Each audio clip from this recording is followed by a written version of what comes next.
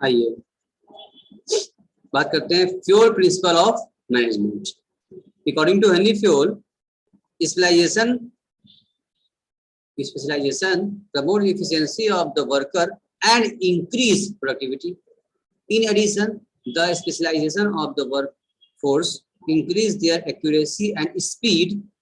ठीक है, this 14th principle of management is applicable to both technical and managerial activity. दोनों activity करने के लिए बताया कि अगर आप स्टाफ का जो वर्कर्स हैं उनकी इफिशियंसी अगर बढ़ेगी, उनकी स्पीड अगर काम करने की बढ़ेगी, जाहिर सी बात है कि आपके प्रोडक्शन में फर्क पड़ेगा और प्रोडक्टिविटी बढ़ेगी आपकी। ठीक है, तो इन्होंने अपना क्या किया, 14 प्रिंसिपल दिया थियोलॉजी ने। क्या था प्रिंसिपल आपके सामने है, देखो 14 प्रिंसिपल आपके सामने है। पहले कहा इन्होंने डिवीजन ऑफ वर्क, एक ही काम को पहले एक साथ ओवरव्यू समझा देते हैं 14 क्या है, उसके बाद फिर अलग अलग डिस्कस करेंगे, तो डिस्कस करेंगे तो आगे बढ़ेंगे। अगर समझना है तो समझना जरूरी है, रटना कम है। देखो इन्होंने कहा 14 प्रिंसिपल पहला कहा इन्होंने डिवीजन ऑफ वर्क, एक काम है उसी में कई लोग मिलकर कर रहे हैं, सब कर रहा है, कर रहे हैं, तो मालूम कैसे चलेगा बाद में कि कौन क्या किया। जिससे पूछोगे क्या यही कर रहे थे, एक ही काम सब कर रहे थे, तो एक ही काम सब कर रहे थे, तो सब कैसे हो पाएगा, तो वर्क डायवर नहीं हो पाएगा। तो अलग अलग लोगों को अलग अलग काम दिया जाए, वर्क क्या किया जाए, डिवाइड किया जाए, जिससे कि उन लोगों की अकाउंटेबिलिटी भी बने। अकाउंटेबिलिटी मतलब जवाबदेही, उनकी जवाबदेही बने कि कौन क्या किया है, उसको पता रहे कि यह आपकी जिम्मे काम था, आप ही पूरा करेंगे, कुछ गड़बड़ हो तो आप जवाब देंगे ऐसा कैसे हो गया। अब मिल के किए रहोगे तो हर आदमी क्या करेगा, दूसरे पे लगाएगा, ये हम नहीं वो किया, हम नहीं वो किया, कहाँ कंफर्म हो पाएगा कौन किया। अगर अलग अलग से पर्सन डिवाइड करके अलॉट किया जाएगा बता सकते हैं। दूसरा है आपका अथॉरिटी एंड रिस्पॉन्सिबिलिटी, दोनों साथ चलेगी भाई। ठीक है, आप जब अथॉरिटी बना रहे हैं तो उसको कुछ ना कुछ क्या रहेगा, उसको कुछ जिम्मेदारी रहेगी, जिम्मेदारी देंगे, जिस अथॉरिटी आपने दिया है उसकी जिम्मेदारी भी रहेगी कि वो जिम्मेदारी से काम करे, काम करवाए, और हर चीज के लिए वो जिम्मेदार रहे, रिस्पॉन्सिबल रहे। डिसिप्लिन होना बहुत जरूरी है। थर्ड में हर वर्क प्लेस पर अपना लोगों का सिस्टम होता है और डिसिप्लिन दायरे में काम करते हैं। वर्क प्लेस हमेशा क्या रहेगा, अंडर डिसिप्लिन रहता है। ठीक, फिर है उसके बाद यूनिटी ऑफ कमांड, ये क्या है, ये क्या है, पावर जो दिया गया है कमांड करने, कंट्रोलिंग है।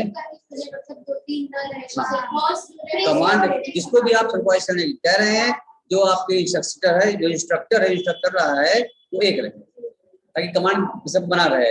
ऐसा ना हो जाए आपने कुछ कहा, दो डायरेक्टर हो गए, और एक ही वर्कर के लिए दो डायरेक्टर हो गए, एक ने कुछ कहा दूसरे ने कुछ और कह दिया, वो वर्कर कंफ्यूज रहेगा, क्या करें, किसकी बात माने किसी ना माने। इसलिए कमांडिंग ऊपर रखी है, यूनिटी कमांड रखी है। और ड्यूटी ऑफ डायरेक्शन वही बात हो गया है, जो दिशा निर्देश दिया जाए उसी दिशा निर्देश में काम किया जाए। सर हाँ बताओ सर, यूनिटी ऑफ कमांड और यूनिटी ऑफ डायरेक्शन में क्या फर्क है? वही तो बता रहे हैं अभी, ये वही तो पूछिए, मानसी पूछ रही है। डिटेल में भी आ रहे हैं, नीचे भी घबराओ मत, अभी आ रहे हैं, वहां पे भी आ रहे हैं, तो दिख जाएगा। एक लाइन पहले, एक लाइन से इतने गुब्बारे जो उड़ा रहे हैं हम लोग ना, बंद करके इसको एक बार देख ले, नाम समझ ले क्या क्या है। नीचे भी आ रहे हैं हम लोग, फिर आ रहा है organisational needs over individual needs. शायद ये हम सर डिस्कस किए थे एक बार ना पूरा। तो ऑर्गेनाइजेशन नीड्स क्या है, जो प्रॉफिट अर्न करना, परसेंटेज क्या है उन लोगों का, इंडिविजुअल नीड्स क्या है, उन लोगों को सैलरी चाहिए। यानी अगर कोई ग्रुप में वर्क हो रहा है, कोई संस्था में वर्क हो रहा है, तो उसका भी ऐसा काम हो जिसमें उनका भी जरूरत पूरा हो जाए, एम्प्लॉई का भी सैलरी मिल रही है उसको, और उसके हिसाब से जो वर्क हुआ है प्रोडक्टिविटी से बिजनेस को भी क्या मिला है, प्रॉफिट अर्न हो रही है। दोनों मिलेगी साथ चलना चलती रहेगी। आप काम कर रहे हैं, हमारे लॉस हो रहा है, हम तो रखेंगे आपको, ठीक है ना, तो मिला के दोनों कराना चाहिए आपको। फिर उसके बाद है फेयर पेमेंट फॉर एफर्ट्स। आप जब भी किसी वर्ग को पेमेंट कर रहे हैं तो कम पेमेंट ना करें, एक फेयर, नारी भी नहीं कर रहा है, फेयर जो उचित पेमेंट हो आप करते रहिए, ताकि उसका भी काम करने में मन लगा रहे। ना कहीं हमारा शोषण किया जा रहा है, कम पेमेंट में काम कराया जा रहा है हमसे, उसको ना लगे। फिर क्या लिखा है, सेंट्रलाइजेशन, एक, मतलब क्या होता है, एक, हेड ऑफिस एक है, देखिए ना, ब्रांच कई हो गए लेकिन हेड ऑफिस हमेशा एक, उसको बोलते हैं सेंट्रलाइजेशन। हमारे देश में क्या है, सेंट्रल गवर्नमेंट एक है, स्टेट गवर्नमेंट अलग अलग है, कई होंगे। हाँ, तो देखो अलग अलग स्टेट पर अलग गवर्नमेंट है, उनका अलग अलग काम चल रहा है, अलग देश अलग राज्य में, और सेंट्रल से एक चलता है। सेंट्रल गवर्नमेंट जो पास करेगी वो सब पर लागू, प्रदेश पर लागू हो जाएगा, उसको बोलते हैं सेंट्रलाइजेशन, एक एक सेंटर पर है जो कि सब पर कमांड करेगा। हाँ, एक सेंटर बना देते हैं कि एक ही जो कहेगा, हेड ऑफिस जो कहेगा सबको हर ब्रांच को मानना पड़ेगा। उसके बाद क्या है, चेन ऑफ कमांड, वो जो रैंक अधिकारी की होती है चेन ऑफ कमांड, यानी सबसे लोअर पर अधिकारी वो वर्कर है, उसके ऊपर उसका सुपरवाइजर है, उसके ऊपर उसका मैनेजर है, उसके ऊपर उसका मैनेजिंग डायरेक्टर है। हाँ, हर एक क्या होता है, उसके ऊपर उसका अधिकारी जो चयन बनता जाता है, तो उसी पर जवाबदेहिता बनती जाती है। फिर है place for everything and everyone, एक भी प्लेस है, द प्लेस फॉर, ये बिजनेस ऑर्गेनाइजेशन एक ही रखा गया है, उसी प्लेस पर सब आ रहा है, उसी प्लेस पर सब काम करना है और सभी को साथ में करना है। ऐसा नहीं कि हम लोग घर जाकर काम करके हम कर लेंगे, हम आपको प्रीमाइसेस पे आना पड़ेगा। फिर है ट्रीट पीपल इक्वली, सभी को समान भाव से रखना है। जो जाहिर सी बात सब जानता है कि आप मानवता है, सबसे बड़ा धर्म इंसान धर्म है और कोई धर्म नहीं है। ऐसा नहीं कर लें हम कि हिंदू मुस्लिम सिख ईसाई अलग अलग हम भेदभाव करें और कुछ वो मन मुटाव रखें, नहीं, इंसान सब बराबर है, सारे वर्कर एक टाइप के, सबके साथ एक जैसा व्यवहार। फिर है limited turnover of employees, employee turnover मतलब होता है, टर्नओवर यहाँ मतलब हुआ है कि एम्प्लॉय लोग का आना जाना, यानी कि आप हर साल बहुत से एम्प्लॉय आप नया अपॉइंट करते हैं और बहुत से एम्प्लॉय को आप डिसमिस कर देते हैं हर साल। तो बार बार देखो, जो जरूरत है उतना आप टर्नओवर करिए, लेकिन बहुत ज्यादा लिखा है लिमिटेड, लिमिटेड मतलब जहाँ जरूरत है, जो काम नहीं करा हटाने पड़ेगा, लेकिन जब सब कुछ सही चल रहा है उसके बावजूद भी हटाया जाएगा। आप बार बार टर्नओवर करोगे, एक को हटाओगे, जो काम करता है आदमी को हटाओगे, फिर नया रखोगे, फिर हटाओगे, फिर तो इसको बोलते हैं लेवल टर्नओवर करना। तो अगर बार बार इस तरह से आप टर्नओवर करोगे तो आपका वर्क पर इफेक्ट पड़ जाएगा। जो नया आएगा वो सीखेगा पहले, समझेगा पहले, उसके बाद जब काम शुरू कर, जब करने के बाद आएगी आप उसको चेंज कर दोगे, फिर नया आएगा, फिर सीखेगा, फिर टाइम वेस्ट होगा। तो ऐसा लिमिटेड करिए, जहाँ जितना जरूरत है उतना एम्प्लॉय चेंज करिए, बार बार टर्नओवर मत करिए एम्प्लॉय का, ठीक है, इससे नुकसान हो जाएगा आपको। इंकरेज क्या करना है, इनिशिएटिव्स, आप एम्प्लॉय लोग जो वर्क कर रहे हैं उन्हें स्टार्टिंग से उनको इंकरेज करिए, अच्छे से बात करिए, एम्प्लॉय खुश रहेगा आपका। और प्रमोट हार्मोनी, हार्मोनी कैसे कहते हैं हम लोग उस दिन,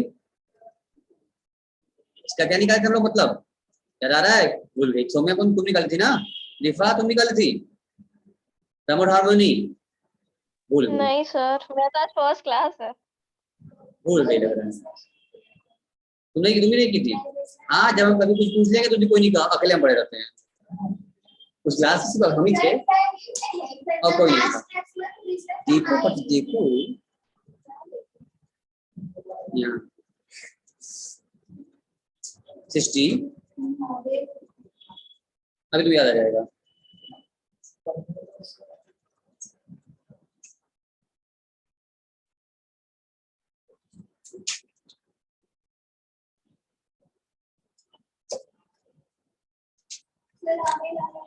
नहीं मिला, नहीं मिला, लग नहीं रहा, देखिए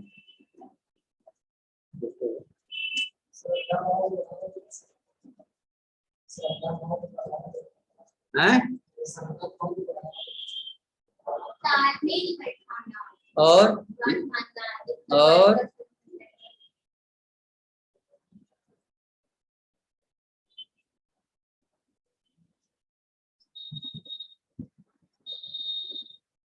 आई एम वेटिंग।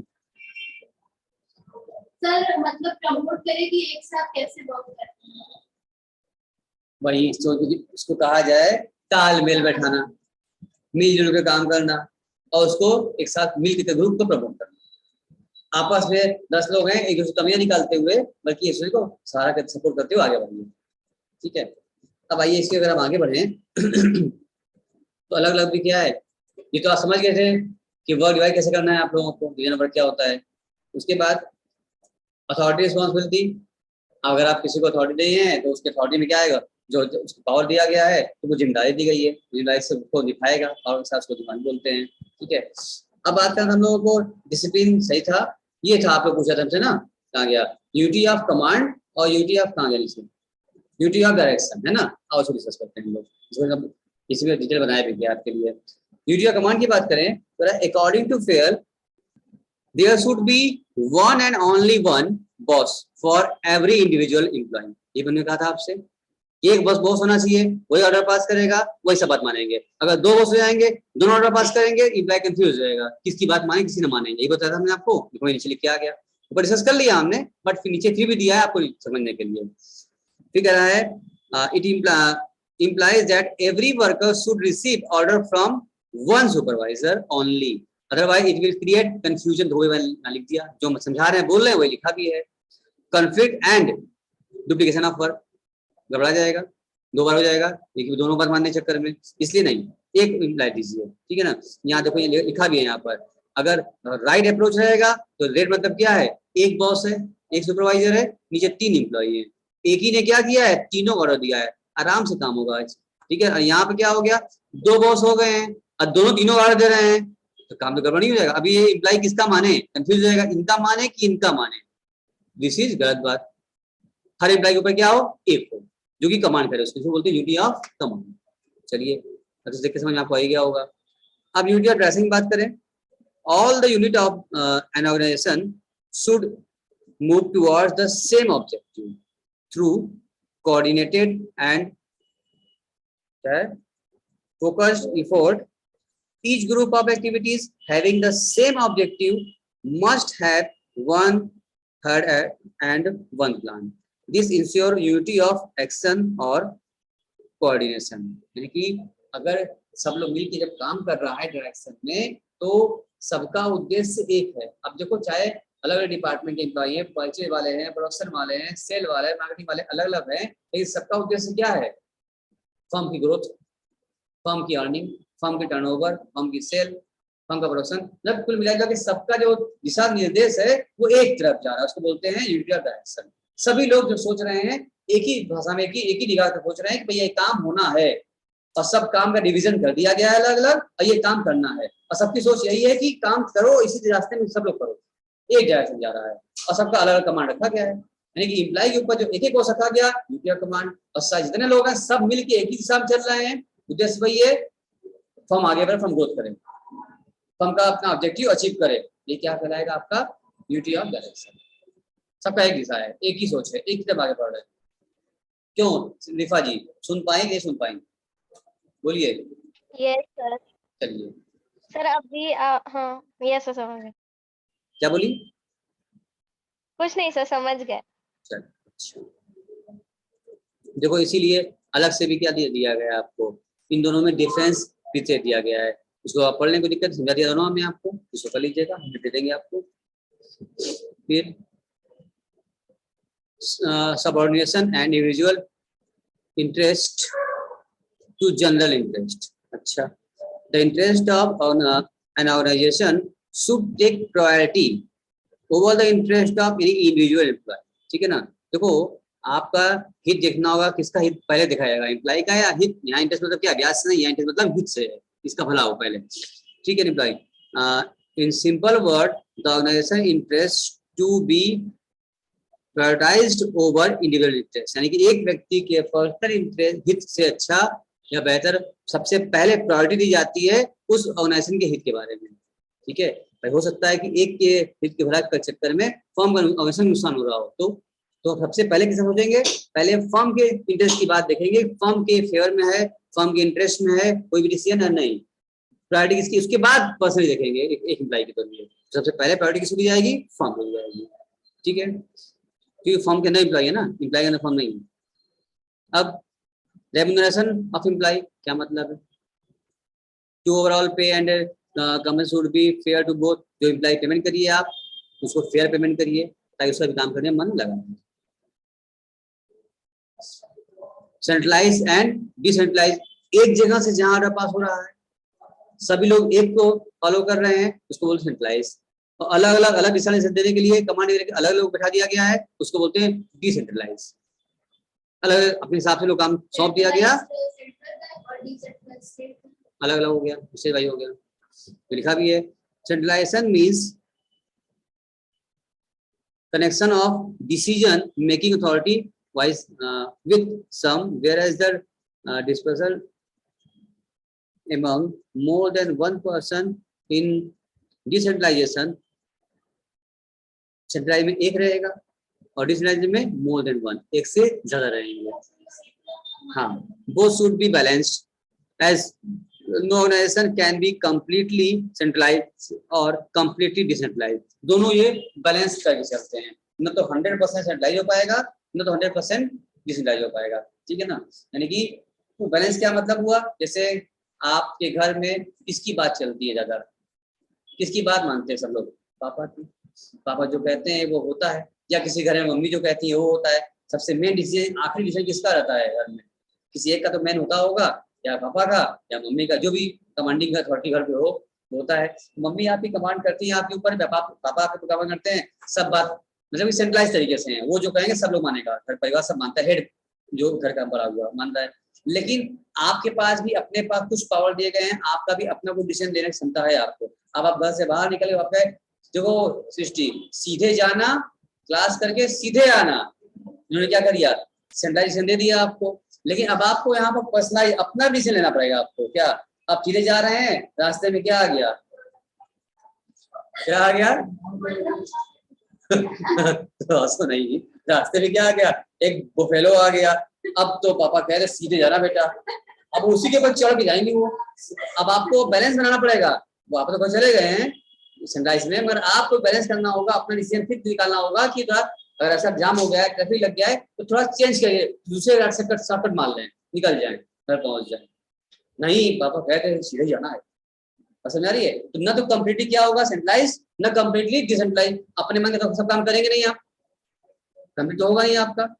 सेंट्रलाइज से पावर भी जा रहा है और कुछ पर्सनल आपको, ये दोनों मिला के बैलेंस करना पड़ेगा, तब डिसीजन लिया जाएगा, काम चलता रहेगा इस तरीके से। यही है, ठीक है। Scalar chain, the formal line of authority or communication between supervisors and subordinates from the highest to the lowest rank is known as scalar chain. The chain should not be violated, and in case of emergency, employee at same level can contact through gangplank by information their immediate supervisors. यानी कि सभी लोग क्या हो जाएंगे, देखो यहाँ तो ये क्या बनाया हुआ है, देखो गैम्बलिंग बता समझाया जा रहा है आपको। यहाँ पर अगर ए है, उनको बैठा हुआ है, इनके नीचे क्या है, इधर से बी सी डी भी है, इधर से क्या है ई एफ जी भी है। अब इनको रिपोर्ट करना है इधर की ओर, लेकिन ये दोनों एम्प्लॉय क्या हो गए, इधर से एरिया से अगर एक नीचे जा रहे हो तो डी, इधर से आ रहे हैं तो जी, दोनों क्या है इक्वल लेवल पर है, दोनों की पोस्ट क्या इक्वल दिख रही है, भले ही 2% जा रहा है लेकिन इक्वल दिख रही है हमको। इनकी सी एफ की भी बी और की भी लेवल दोनों क्या इक्वल हो जा रहा है, ये चलता जाए आपको। अब ऑर्डर कौन देगा आप लोगों को, according to fuel, people and materials should be in suitable place at appropriate time for maximum efficiency. A place for everything and everyone, and everything and everyone should be in the designated place. यानी क्या होगा, सब लोग एक ही में काम कर रहा है, सबका प्लेस एक ही माना जाए, एक ही फॉर्म एक ही कंपनी के अंदर एक के अंदर काम कर रहे हैं, अलग तो है नहीं सबका। इसको बोलते हैं इस तरीके से कि अब वही पर लड़ किया जाएगा। 10 तक हो गया है, इसको रोक देते हैं यहीं पर, हम 11 से कल करते हैं, ठीक है।